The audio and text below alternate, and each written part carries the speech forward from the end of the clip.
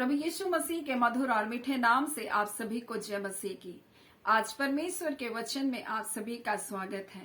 परमेश्वर पिता आज अपने वचनों के द्वारा आप सबको बहुत आयत से आशीष को दे। पिता परमेश्वर आज अपने वचनों के द्वारा आपसे बोले और बातचीत करे। आज हम लोग देखेंगे इफिसी उसका 4 अध्याय और 26 और 27 को देखेंगे। क्या आप ऐसे अपने जीवन में सोचते हैं कि मैंने क्रोध क्यों किया और ये क्रोध मेरे जीवन में क्यों आया? क्या मैंने बहुत बड़ा पाप कर लिया? आज बहुत सारे लोग अपने जीवन में बहुत सारी ऐसी बातों को सोच कर निराश हो जाते हैं। मुझे क्रोध नहीं करना चाहिए था, लेकिन मैं आपको परमेश्वर के वचन से कुछ बातों को बताना चाहती हूँ जो निश्चय करके आपके जीवन में आशीषों को लेकर आएगा। परमेश्वर का वचन इफिसी 4 अध्याय इसके 26 में क्या लिखा है? क्रोध तो करो, यानी क्रोध हमारे जीवन में आता ही है। परमेश्वर का वचन कह रहा है क्रोध तो करो, लेकिन तुम्हारा क्रोध ज्यादा देर रहना नहीं चाहिए। कई बार हम क्रोध तो करते हैं, लेकिन क्रोध को अपने जीवन में बसा लेते हैं, वो उसको अपना दिनचर्या बना लेते हैं, उसको अपनी आदत बना लेते हैं। परंतु परमेश्वर का वचन कहता है तुम क्रोध तो करो परंतु पाप मत करो, क्योंकि अगर क्रोध है, अगर हम उसको ज्यादा टाइम दे देंगे तो हमारे जीवन में पाप को उत्पन्न करेगा। जैसे कैन और हाबिल के जीवन में हुआ। कैन हाबिल के से क्या करने लगा? क्रोधित हो गया, क्योंकि परमेश्वर ने हाबिल की भेंट को स्वीकार कर लिया और इस कारण वो क्रोधित हो गया। और क्रोधित होने की निशानी उसके मुंह में उदासी छा गई, वो उदास हो गया। क्रोध जब आता है तो मनुष्य के जीवन में उदासी और निराशा को लेकर आता है और इसी को शैतान अवसर पाकर आपके जीवन को और भी गिराता जाता है। आप देखेंगे जब आप क्रोधित होंगे उसके बाद आपके जीवन में घोर निराशा, घोर उदासी आपके जीवन में आ जाएगी। और जब इस क्रोध को आप जल्दी से नहीं खत्म करेंगे तो ये आपके जीवन में गढ़ बना लेगा, आपके जीवन पर ये हावी हो जाएगा। इसलिए परमेश्वर का वचन कहता है क्रोध तो करो, पाप मत करो, सूर्यास्त होने तक तुम्हारा क्रोध ना रहे और न शैतान का अवसर दो, क्योंकि जब हम उसको अधिक देर तक रखते हैं तो हम शैतान को मौका दे देते हैं। जैसे कैन के जीवन में शैतान ने अवसर पा लिया और उस क्रोध को उसने कब हत्या में बदल दिया उसके जीवन में खुद उसको पता नहीं चला। आज ये क्रोध को जब हम अधिक देर तक अपने जीवन में रखते हैं तो ये हमारे जीवन में हानि को लेकर आता है, हमारे जीवन में नुकसान को लेकर आता है। अगर आप परमेश्वर के प्रिय बेटे और बेटियां इस वचन को सुन रहे हैं तो अगर आप किसी के प्रति अगर कोई क्रोध आपके अंदर है तो उसे क्षमा कर दीजिए और शैतान को अवसर मत दीजिए, क्योंकि वो इसी मौके के ताक में है ताकि वो आपके जीवन को नष्ट कर दे। और इसीलिए तो वो परिवार में लड़ाइयों को लड़ाता है, इसीलिए तो एक दूसरे में मतभेद को लाता है ताकि आप उस क्रोध की बातों को अपने हृदय में जगा दें। आप माफ ना करेंगे, आप जब उसके जीवन को बार बार उन्हीं बातों को याद करते रहेंगे तो शैतान इसी बात का अवसर पाकर आपके जीवन को नुकसान करेगा। इससे उसका नुकसान हो या ना हो, लेकिन आपका नुकसान जरूर होगा। और इसलिए परमेश्वर का वचन कहता है क्रोध तो करो, यानी क्रोध आता है, आप गलत बातों के लिए आप बोल सकते हैं। यीशु मसीह भी अपने जीवन में हर बात के लिए जब उसको लगा कि ये बातें नहीं होनी चाहिए और ये कर रहे हैं, तब यीशु मसीह वहां क्रोधित हुआ। जब मंदिर में उन्होंने व्यापार का घर को बना लिया, यीशु मसीह क्रोधित हुआ, उसने कोड़े उठाए और उन कबूतर बेचने वाली की पीढ़ियों को उल्टा। उन्होंने क्यों कर क्रोध किया? क्योंकि उसको पता था कि ये जो कर रहे हैं ये गलत काम को कर रहे हैं, ये जो कर रहे हैं ये गलत बातें को कर रहे हैं, और इसलिए वो क्रोधित हुआ। क्रोधित होना कोई बुरी बात नहीं है, लेकिन उस क्रोध को अपने जीवन में अवसर मत दीजिए, उसको अपने जीवन में घर करने मत दीजिए, उसको किसी के लिए नफरत का कारण मत बना लीजिए, किसी के लिए कुंठित होने का कारण मत बना लीजिए, परंतु आप उस क्रोध को अवसर मत दीजिए, क्योंकि ये हमारे मन पर राज्य करता है। मेरे प्रियो, जब ये हमारे मन पर राज्य करेगा, परमेश्वर का वचन कहता है जीवन का मूल स्रोत हमारा मन है, और जब ये हमारे मूल स्रोत को, हमारी आशीषों को, यानी हमारे आनंद को, हमारी शांति को ये क्या कर सकता है? रोक सकता है। हम निराश हो जाएंगे, हम हताश हो जाएंगे।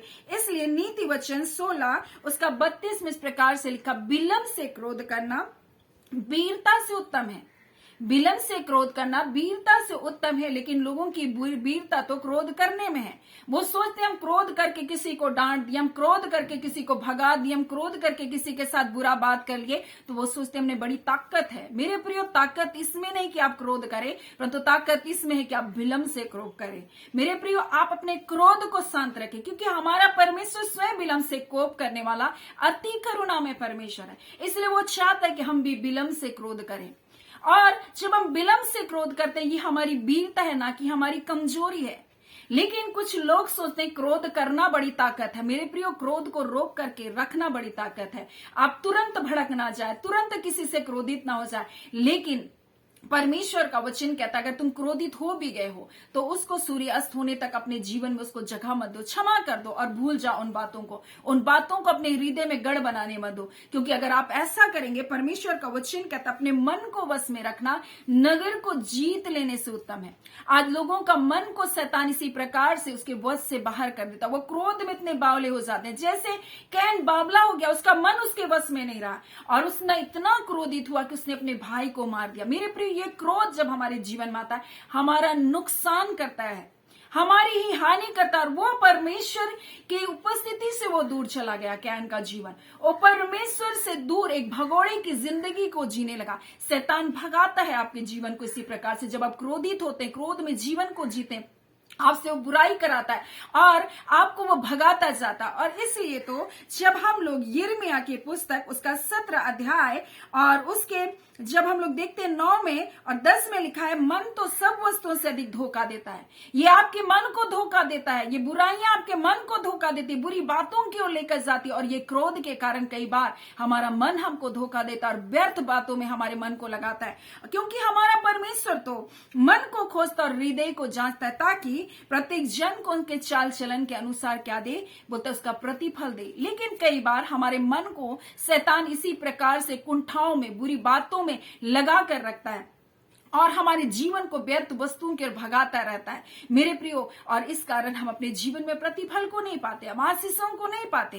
क्योंकि परमेश्वर का वचन इस प्रकार से, जब हम भजन संहिता 51 को पढ़ते हैं तो लिखा है, देख तो हृदय की सच्चाई से प्रसन्न होता है। जब हमारे मन में सच्चाई नहीं होगी, जब हमारे मन में हृदय में कठोरता भरी रहेगी, तो लिखा है तू मेरे मन में ज्ञान सिखाता है। तुम परमेश्वर के ज्ञान से कैसे भरे जाएंगे और हमारे अंदर परमेश्वर का ज्ञान वास नहीं करेगा। यानी कि मन ही वो स्थान है जहां परमेश्वर की बुद्धिमत्ता, परमेश्वर का वचन, परमेश्वर की वचन हमारे जीवन में रहती है। और जब हमारे मन में अगर लड़ाई झगड़े, हमारे मन में अगर व्यर्थ बातें हैं, तो क्यों कर वहां पर परमेश्वर का वचन रह सकता है, क्यों कर वहां परमेश्वर की उपस्थिति रह सकती है।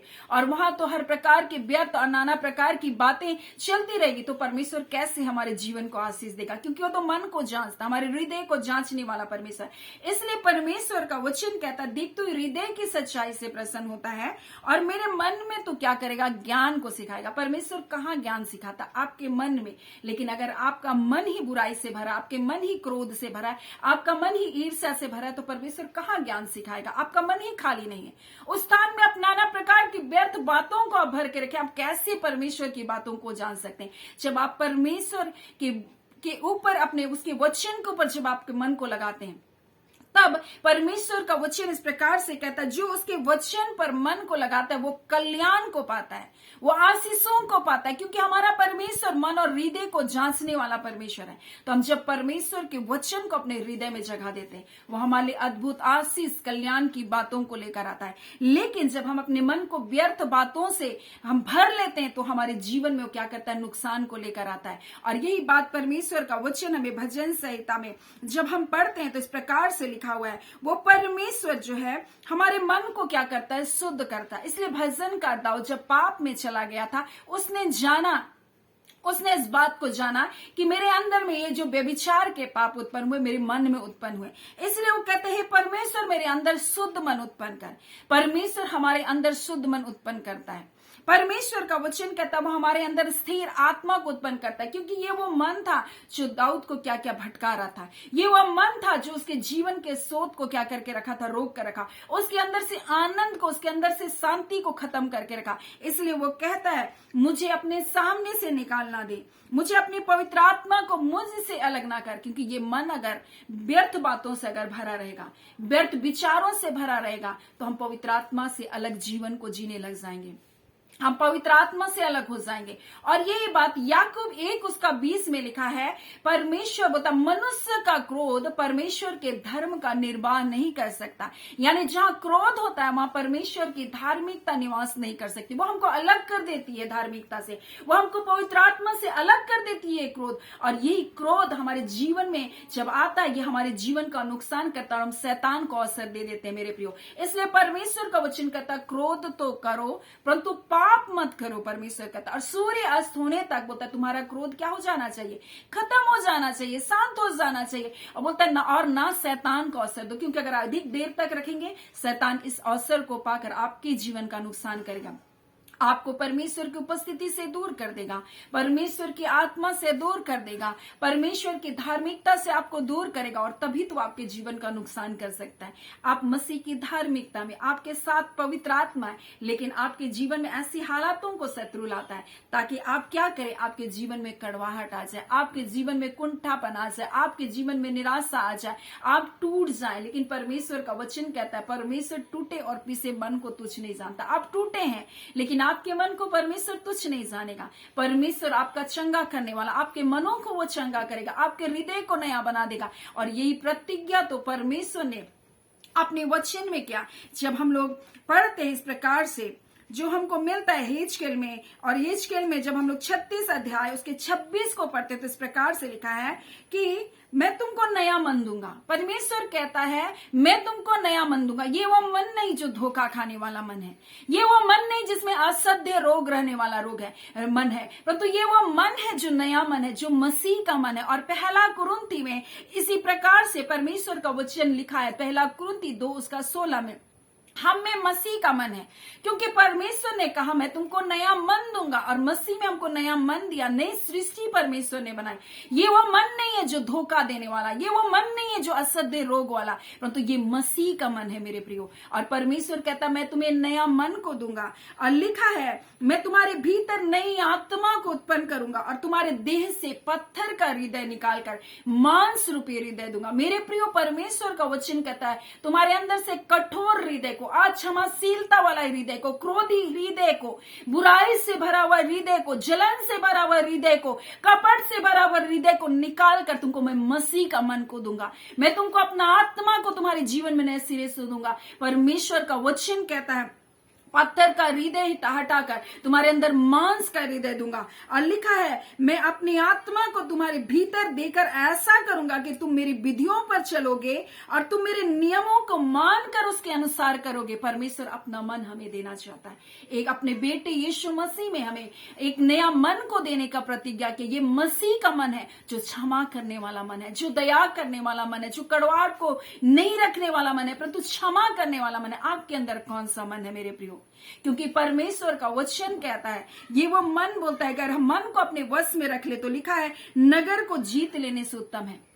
यानी जब मसीह का मन आपके अंदर होगा आप इस संसार में एक विजय जीवन को जिएंगे, क्योंकि परमेश्वर का वचन कहता है मेरे मन में ही तो ज्ञान सिखाएगा, और ये मन में परमेश्वर अपने वचन को देगा। और जब परमेश्वर का ज्ञान हमारे जीवन में आएगा, परमेश्वर का वचन कहता है ये ज्ञान हमें दीर्घायु से तृप्त करता है, ये ज्ञान हमें सांसारिक धन संपत्ति से तृप्त करता है, ये ज्ञान हमें मान सम्मान को देता है, ये ज्ञान के द्वारा हम शांति को पाते, इस ज्ञान के द्वारा हम आनंद को पाते। और यही वो ज्ञान परमेश्वर अपना स्वर्गीय ज्ञान हमारे हृदय में उंडेलना चाहता है। और इसलिए तो कहता है कि मैं तुम्हारे मन में अपने ज्ञान को क्या करूंगा, सिखाऊंगा। लेकिन मन को क्या होना चाहिए? खाली होना चाहिए। मन में व्यर्थ बातों को आप डाल कर न रखें। अगर आपका मन साफ है, आपका मन खाली है, तो परमेश्वर अपना आत्मा को उसमें उंडेलेगा, अपने वचन को उसमें उंडेलेगा, पवित्र आत्मा को उसमें उंडेलेगा। आप जयवंत जीवन को आप जिएंगे, परमेश्वर का वचन कहता है। और आगे इस प्रकार से परमेश्वर का वचन कहता है कि तुम मेरे नियमों को मानकर उसके अनुसार तुम करोगे और तुम उस देश में बसे रहोगे जो मैं तुम्हारे पितरों को दिया, और तुम मेरी प्रजा ठहरोगे और मैं तुम्हारा परमेश्वर ठहरूंगा। यानी परमेश्वर जो प्रतिज्ञा देश आपके लिए रखा, जो आशीष आपके लिए रखा, जो भलाई आपके लिए रखा, उसको शैतान छीन नहीं सकेगा, क्योंकि आपके अंदर परमेश्वर का हृदय है, परमेश्वर का मन है, मसीह का मन है। और जब आप इस क्रोध को आप अवसर नहीं देंगे तब शैतान भी आपके जीवन में अवसर नहीं पाकर आपके जीवन को आशीषों को नहीं चुरा सकता है। आप शैतान को अवसर ना दे, आप क्रोध को पाल कर न रखें। आज अगर आप किसी के प्रति ऐसे क्रोध से भरे तो आज उनको क्षमा कीजिए हृदय से, ताकि आप बढ़ते जाएं और आप अपने देश में बसे रहें और परमेश्वर जो आशीष, जो भलाई, जो चंगाई, जो छुटकारा आपके जीवन के लिए रखा आप उसे प्राप्त करें। कई बार माफ ना करने के कारण बहुत सारे लोग बरसों बरस बीमार पड़े हैं। आप अपने हृदय को एक बार जांच कर देखिए, कहीं किसी के लिए कोई कड़वाहट तो नहीं आपके अंदर, किसी के लिए कोई ऐसी बातें तो नहीं जिसे आप क्षमा नहीं कर पा रहे हैं। यही वो बातें हैं जो आपके जीवन में परमेश्वर की आशीषों को, परमेश्वर की भलाइयों को आपके जीवन में आने से क्या करती है, रोक कर रखती है मेरे प्रियो। आज परमेश्वर पिता अपने वचन के द्वारा में बताना चाहता है, विलंब से क्रोध करना वो तब वीरता दिखाने से बोलता है कि उत्तम है मेरे प्रियो। आज आप विलंब से कोप करने वाले बने, ना कि तुरंत क्रोधित हो जाएं। दूसरी बात है जो परमेश्वर का वचन कहता है कि अपने मन को वश में रखना नगर को जीत लेने से उत्तम है। कई बार लोगों संसार को प्राप्त करते लेकिन मन वश में नहीं होने के कारण वो अपने जीवन को क्या करते, नष्ट करते, वो सुसाइड कर लेते, वो आत्महत्या कर लेते, क्योंकि उनका मन उनके वश में नहीं है। वो एक दिन सब कुछ पाकर भी निराश हो जाते, हताश हो जाते हैं। लेकिन जो परमेश्वर की बातों को सुनता है, परमेश्वर के बेटे यीशु मसीह के हृदय को पाया है, वो किसी भी बात से निराश नहीं होंगे, परंतु हर एक हालात, हर एक परिस्थितियों के ऊपर वो जय पाएंगे। और यही बात परमेश्वर अपने वचन के द्वारा अपने प्रिय लोगों से कहना चाहता है। जब आपका मन परमेश्वर की ओर लगा रहेगा, आप अपने जीवन में अद्भुत आशीषों को देखेंगे। सो परमेश्वर पिता इन वचनों के द्वारा आप सबको बहुत ऐसे आशीष को दे। आमीन। आइए हम प्रार्थना करें। धन्यवाद देते हैं जीवते सच्चे सामर्थ्य पिता परमेश्वर, प्रभु यीशु मसीह के मधुर मीठे नाम से अब आपके निकटता, आपकी हुजूरी में आते हैं पिता। हाँ खुदावन परमेश्वर, निश्चय करके आज के वचन के द्वारा अपने लोगों से आपने बोला और बातचीत किया। खुदावन परमेश्वर, मेरी प्रार्थना है खुदावन परमेश्वर, आज पिता इनके हृदय में किसी के लिए प्रभु ऐसी कटुता, कड़वाहट, बैरभाव है पिता परमेश्वर, जिनसे ये निकल नहीं पा रहे, आज यीशु के नाम से प्रभु जैसा अनुग्रह प्रदान कीजिए पवित्र आत्मा, ताकि उन्हें क्षमा कर सके प्रभु, और उन बुराई से, उन शैतान के गढ़ों से ये बाहर निकल जाए यीशु के नाम से। अंधकार की सारी शक्तियां जिन्हें घेर कर रखी है, बुराई से घेर कर रखी है, कड़वाहट की आत्मा से बांध कर रखी है, निराशा की बातों से बांध कर रखी है, दुख की आत्मा से बांध कर रखी है, आज यीशु के नाम से आजाद होने पाए। खुदावन परमेश्वर, अपने लोगों को जय छुटकारे को दिया, आपका धन्यवाद पिता। जितने रोग दुख बीमारी में यीशु नासरी के नाम से चंगे किए जाए। खुदावन परमेश्वर, जिनके संतान ने यीशु के नाम से वो पिता बेटियां प्रभु कंसीव करने पाए यीशु के नाम से, रवांदा खाला रिबा शिकिंदिरियास्तोनुनबा पिता, इस घड़ी हर अंधकार के बंधनों को प्रभु जो इनके जीवन को बांध कर रखा, हम यीशु के नाम से तोड़ते पिता। हर एक जुआ परमेश्वर जो पिता, हाँ पिता परमेश्वर प्रभु जी, हाँ पिता शैतान ने इनके जीवन में बांध कर रखा प्रभु जी, आज हम उस जुए को तोड़ते यीशु के नाम से पिता। ऐ खुदा, अन्याय से बनाए गए हर जुए को आज यीशु नासरी के नाम से तोड़ते हैं। जो गरीबी के जुए हैं प्रभु जी, जो पिता मारे मारे फिरने का जुआ है प्रभु जी, हाँ पिता परमेश्वर, जो बेघर होने का जुआ है प्रभु, आज मैं यीशु के नाम से तोड़ती हूँ खुदा। इनके भूमि पर, इनके जमीन पर दुष्ट के हर एक कब्जे को मैं यीशु के नाम से तोड़ती हूँ खुदावन परमेश्वर।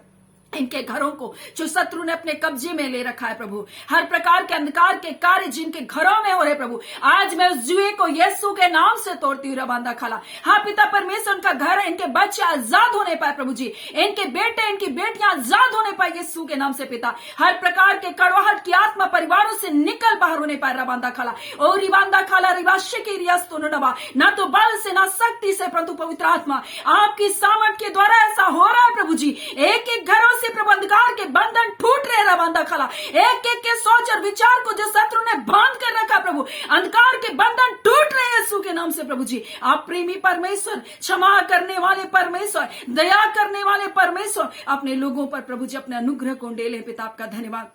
हर एक वो तीर जो प्रभु तेरे बच्चों के खिलाफ चलाया गया, ओ पिता उनके पैरों को बांध कर रखा, आज हम यीशु के नाम से तोड़ते हैं पिता। हर परमेश्वर योजना जो शत्रु ने तेरे बच्चों के खिलाफ बनाई गई, आज यीशु के नाम से उन दुष्टता की सारी ताकतों को रौंदते यीशु नासरी के नाम से। रिबांदा खाला रबा शिकिरियोस्तोनुनबा पिता परमेश्वर, शांति का परमेश्वर, आप ही तुम्हारे पांव से शैतान के सिर को शीघ्र को छुड़ा देगा प्रभु, तेरा वचन कहता। आज यीशु के नाम से शत्रु के सारे षड्यंत्र को यीशु के नाम से कुचल डालते रबांदा खाला। जो पिता उनकी बुद्धिमत्ता इनके परिवारों में कार्य करे शत्रु के, उस सारी बुद्धिमत्ता की आत्मा प्रभु, शत्रु की बुद्धिमत्ता की आत्मा को हम यीशु के नाम से नष्ट करते हैं, क्योंकि प्रभु तेरा वचन कहता है परमेश्वर पिता, तो पंडितों की पंडिताई को मूर्खता बना देता है। महापराक्रमी और बुद्धिमान मेरा परमेश्वर पिता, और वो योजना जो उनकी बुराई के लिए शत्रु ने बनाया पिता, आपका वचन कहता है प्रभु जी, हाँ पिता आप उनको पिता आपके बच्चों के लिए लाभ के लिए बदल रहे हैं पिता, आपका धन्यवाद देते हैं। हर वो निराशा की बातें आपके बच्चों के लिए आशीष के लिए बदल रही है प्रभु यीशु के नाम से। हर वो दुख प्रभु इसके लिए आनंद में बदलने जा रहा है यीशु के नाम से, और इसी घड़ी हर चीज परिवर्तनशील हो रहा है प्रभु। हाँ पिता आपके बच्चों के पक्ष में प्रभु वो बातें आ रही है प्रभु जी, हर वो बातें जिनके विपक्ष में शत्रु ने कर दिया, आज यीशु यीशु के नाम से आपके बच्चों के पक्ष में जारी है पिता। हम आपका धन्यवाद करते हैं खुदावन परमेश्वर। हर वो चीज जो परमेश्वर आपके बच्चों को खदेड़ने के लिए, आपके बच्चों को निकालने के लिए क्या परंतु प्रभु आपकी आत्मा के द्वारा परमेश्वर, आपका वचन कहते हैं जब परमेश्वर का आत्मा आता है शत्रु एक रास्ते से घुसते और 7 रास्ते से भाग करेंगे। आज यीशु के नाम से प्रभु जी आपका आत्मा इनके घरों में, इनके जिंदगियों में प्रवेश कर रहा है। वो एक रास्ते से घुसे थे प्रभु जी, परंतु वो 7 रास्ते से भाग खड़े होने पाए यीशु के नाम से। खुदावन परमेश्वर आपने वादा किया मैं तुमको नया मन दूंगा, नया आत्मा नए सिरे से दूंगा, पत्थर का हृदय निकाल कर मांस रूपी हृदय दूंगा। आज अपने लोगों को अपने पवित्र आत्मा की सामर्थ से भर दीजिए। हर प्रकार की बोझ, हर प्रकार की चिंता, हर प्रकार की निराशा की बातें इनके जीवन से यीशु के नाम से टूट जाए। खुदावन यीशु के नाम से टूट जाए, खुदावन यीशु के नाम से टूट जाए। अंधकार की शक्तियां इनके जीवनों को छोड़े निकले और जाए। हर बंधन बंधुआई की आत्मा को हम तोड़ते हैं, हर बेरोजगारी की आत्मा को हम तोड़ते हैं, हर प्रकार के परमेश्वर लड़ाई और झगड़े और पति पत्नी में मनमुटाव की आत्मा को हम तोड़ते हैं यीशु के नाम से। पति पत्नी एक होने पाए, हर अनैतिक संबंध यीशु के नाम से टूटने पाए, हर व्यभिचार की आत्मा परिवारों से निकलकर बाहर होने पाए। खुदावन परमेश्वर आपके लोग आशीषित हैं, आपके लोग जयवंत से बढ़कर हैं। मसीह यीशु में ये जयवंत है। खुदावन परमेश्वर आपका धन्यवाद करते। खुदावन खुदा परमेश्वर मेरे राजाओं के राजा, मेरे प्रभुओं के प्रभु, आपके उस पराक्रम के कार्य के लिए, अद्भुत आश्चर्यजनक कार्य के लिए पिता आपका धन्यवाद देते हैं। हम सारी आदर महिमा आपको देते हैं पिता, धन्यवाद देते हैं पिता। प्रार्थना हम यीशु के नाम से मांगते हैं, दया सुने अनुग्रह से ग्रहण कर लीजिएगा। आमीन। परमेश्वर पिता आप सबको बहुत ऐसे आशीष को दे। आमीन।